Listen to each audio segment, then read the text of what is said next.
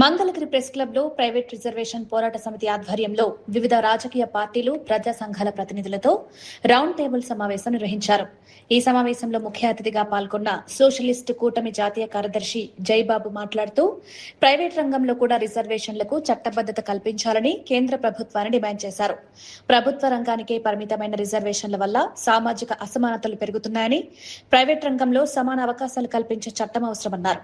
Private విద్యా సంస్థల్లో పనిచేస్తున్న ఉపాధ్యాయులు, సిబ్బందికి వేతన చట్టం తీసుకురావాలని, విద్యా సంస్థల్లో విద్యార్థి సంఘ ఎన్నికలను తిరిగి పునరుద్దరించాలని కోరారు. ఏపీలో ఎస్సీ వర్గీకరణకు చట్టబద్దత కల్పించడంతో పాటు ఓబీసీలకు సామాజిక, ఆర్థిక, రాజకీయ రంగాల్లో తగిన వాటా కల్పించాలని సూచించారు. ముఖ్యంగా ప్రైవేట్ రంగాల్లో రిజర్వేషన్ల బిల్లు చట్టం మీద చాలా కాలం నుంచి పార్టీలు, సంఘాలుగా మాట్లాడుతున్నప్పటికీ ఇప్పుడు 90% ప్రైవేట్ రంగం ముందుకొచ్చి 10% కూడా ప్రభుత్వ రంగం లేనటువంటి తరుణంలో ఇవాళ మరింత బాధ్యత పెరిగింది. అందుకు చట్టం తీసుకురావాలన్నటువంటి ఒక ముఖ్య ఉద్దేశం ప్రధానంగా ముందుకొస్తూ ఉంది. ఆ భావజాలం పెద్ద ఎత్తున ప్రజల్లో వస్తూ ఉంది. ఈ ప్రైవేట్ రిజర్వేషన్ చట్టం బిల్లు పార్లమెంట్లో పెట్టాలని మేము గత 7 సంవత్సరాల నుంచి మేము పెద్దల్ని, పార్టీల్ని అడుగుతానే ఉన్నాం. Standing committee, parliament standing committee ఒక నిర్ణయం తీసుకుంది.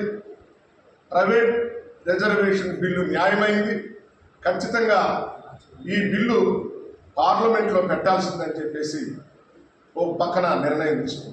మరో పక్క సుప్రీంకోర్టు అత్యున్నతమైన న్యాయస్థానాలు ప్రైవేట్లో కూడా రిజర్వేషన్ ఉండాలని, ఖచ్చితంగా అమలు జరగాల్సిందేనని చెప్తా ఉన్నప్పటికీ ఇప్పుడున్నటువంటి పార్టీలు నిశ్శబ్దతను పాటిస్తూ ఉన్నాయి. ఇది సరైనది కాదనేది ప్రైవేట్ రిజర్వేషన్ పోరాట సమితి ముందుకు తీసుకొస్తాము. ముఖ్యంగా ఇక్కడున్నటువంటి వనరులన్నీ, ఇక్కడున్నటువంటి సంపద, వనరులు, బ్యాంకు నుంచి రుణాలు, సౌకర్యాలు, సబ్సిడీలు పొందుతూ మా సొంత డబ్బు, మా ఇష్టం అని చెప్పేసి కార్పొరేట్ పెట్టుబడిదారు వర్గాలంతా కూడా మాట్లాడతాము. ఇక్కడ సొంత డబ్బు అనేది ఎవరిది ఉండదు. సంపద, శ్రమ అందరిది. కాబట్టి సంపద, శ్రమ అందరిదైనప్పుడు ఇది అందరి డబ్బు. కాబట్టి ప్రజాధనంతో ఇవన్నీ నడుపుతున్నప్పుడు ఖచ్చితంగా రిజర్వేషన్ కూడా అమలు చేయాల్సినటువంటి బాధ్యత ఈ దేశంలో కార్పొరేట్ పెట్టుబడిదారు వర్గాల దగ్గర ఉందన్నది మాత్రం చాలా స్పష్టంగా ప్రైవేట్ రిజర్వేషన్ పోరాట సమితి చెప్తాం. ముఖ్యంగా ప్రైవేట్ రిజర్వేషన్ పోరాట సమితి ఈ పరిశ్రమలు, సంస్థలు ఎక్కడైతే నడుస్తున్నాయో అక్కడికి వెళ్ళి ఒక పరిశీలన చేసింది. ఒక సామాజిక వర్గం నుండి ఒకడు ఒక పరిశ్రమ పెడితే ఆ సామాజిక వర్గం వాళ్ళే మొత్తం ఉంటున్నారు అక్కడ, మిగతా వాళ్ళు ఉండట్లేదు, మిగతా కులాలకు అవకాశం రావట్లేదు. ఈ అవకాశాలన్నీ పొందుతున్నప్పుడు ఆ సామాజిక బాధ్యత, అమలు చేయాల్సిన బాధ్యత కార్పొరేట్ పెట్టుబడిదారు వర్గాల దగ్గర ఉందనేది మాత్రం చాలా స్పష్టంగా మేము చెప్పదలుచుకున్నాం. మరో అంశం ఏంటంటే ఇప్పుడున్నటువంటి కార్పొరేట్ పెట్టుబడిదారులంతా కూడా రిజర్వేషన్లు వ్యతిరేకిస్తా ఉన్నారు. ముఖ్యంగా ఈ రిజర్వేషన్లు వల్ల దేశం నాశనం అవుతుందని, ప్రతిభా సామర్థ్యాలు దెబ్బతింటా ఉన్నాయని చెప్పేసి మరో వాదన తీసుకొస్తాము. ఇది సరైనది కూడా కాదనేది మా పరిశీలనలో తేలింది. మా సైట్ నుంచి, ప్రైవేట్ రిజర్వేషన్ పోరాట సమితి సైట్ నుంచి చెప్పదలుచుకుంది ఏంటంటే ఈ ప్రజాధనంతో నడుపుతున్నటువంటి ఈ సంస్థలన్నీ కూడా సామాజిక న్యాయాన్ని పాటించాలి. ఎందుకు పాటించాలంటే సంపద ఒకరి దగ్గరే పెరిగినప్పుడు ఆ నియంతృత్వం పెరుగుతుంది. ఆ నియంతృత్వం పెరిగినప్పుడు వాళ్ళలో స్వార్థం పెరిగి మేము ఇది అమలు చేయాల్సిన అవసరం లేదు, ఎస్సీ, ఎస్టీ, ఓబీసీలకు మేము ప్రతిభా సామర్థ్యాలు లేవు కాబట్టి వాళ్ళకు ఉద్యోగాలు ఇవ్వము, మా ఇష్ట ప్రకారమే ఉద్యోగాలు చేపడతామని చెప్తాము. నిజంగా వాళ్ళు ఉద్యోగాలు ప్రతిభా సామర్థ్యాలను బట్టి అమలు చేస్తున్నారంటే అట్లాంటిది ఏమీ లేదు. వాళ్ళు వాళ్ళ భార్య పిల్లలు బామ్మర్దులందరూ పర్మనెంట్ సభ్యులుగా ఉంటారు. మిగతా వర్కర్స్ అందరూ కూడా తాత్కాలిక సభ్యులుగా ఉంటారు, తాత్కాలిక వర్కర్లుగా ఉంటారు. ఇక్కడ వీళ్ళ అవకాశాలన్నీ దెబ్బతింటా ఉన్నాయి. సంపద అందరిది కాబట్టి వాళ్ళు పోగు చేసుకొని వాళ్ళు నియంత్రణలా వ్యవహరిస్తూ ఉన్నారు. అందుకే ఇవాళ అన్ని ప్రైవేట్ రంగాలను కూడా ప్రైవేట్ రిజర్వేషన్ పోరాట సమితి తగ్గుతూ ఉంది. ఎందుకు తగ్గుతూ ఉంది?